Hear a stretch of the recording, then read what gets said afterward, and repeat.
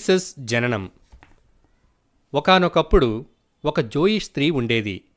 ఆమె పేరు మేరీ. ఆమె నాజరెతులో నివసిస్తుండేది. ఆమె త్వరలో జోసెఫ్ అనే వ్యక్తిని వివాహం చేసుకోబోతుంది. ఒకరోజు మేరీ నిద్రపోతుండగా మేరీకి ఒక స్వరం వినపడింది. ఆమె కళ్ళు తెరిచి చూసేసరికి ఒక పెద్ద వెలుగు కనిపించింది. అందులో నుండి ఒక దేవదూత ప్రత్యక్షమయ్యాడు. అతనికి పెద్ద పెద్ద రెక్కలు ఉన్నాయి. నీవు ఎవరు? నేను దేవుని దూతను. నా పేరు గ్యాబ్రియల్. ఓ మేరీ, భయపడకు. దేవుడు నన్ను నీ కొరకే పంపాడు. దేవుని కొరకు నీవు ఒక గొప్ప కార్యము చేయడానికి నీవు ఎంపిక చేయబడ్డావు. తన ప్రత్యేకమైన పనికోసం దేవుడు నన్ను ఎంచుకోవడం నాకు చాలా సంతోషంగా ఉంది. దేవుని కోరిక నెరవేర్చడానికి నేను ఏది చేయడానికైనా సిద్ధంగా ఉన్నాను అన్నది మేరీ. త్వరలోనే నీకొక కుమారుడు పుడతాడు అని గ్యాబ్రియల్ చెప్పాడు. నీ కుమారుడిని జీసస్ అని పిలుస్తారు. అతను దేవుని కుమారుడు. ఆయన ప్రజల కొరకు గొప్ప పనులు చేస్తాడు అన్నాడు దేవదూత. కుమారుడా? అదెలా సంభవం? నాకింకా వివాహం కాలేదు.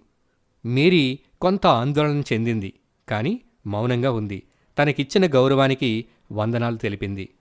మర్నాడు ఉదయం మేరీ జరిగిందంతా జోసెఫ్కు చెప్పింది. వారు వెంటనే వివాహం చేసుకోవాలనుకున్నారు. మేరీ గర్భవతి అయింది. అప్పుడు వాళ్ల రాజ్యంలో కొత్త చట్టం అమల్లోకి వచ్చింది.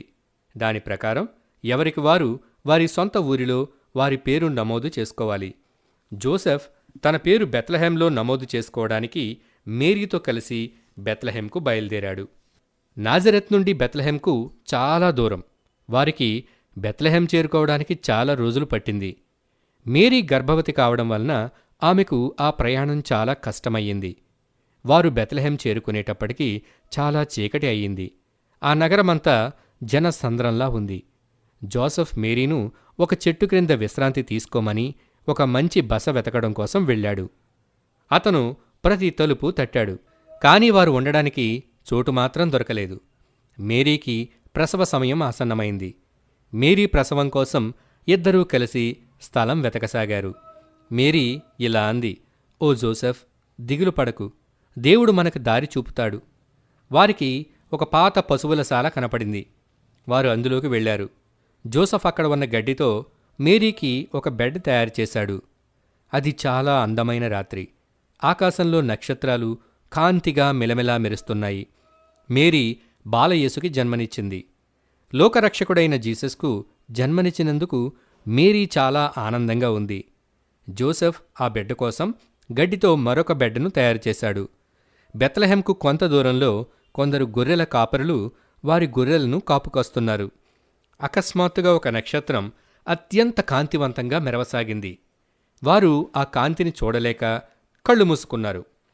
వాళ్ళు కళ్ళు తెరిచేసరికి వారి ముందు దేవదూత ప్రత్యక్షమయ్యాడు.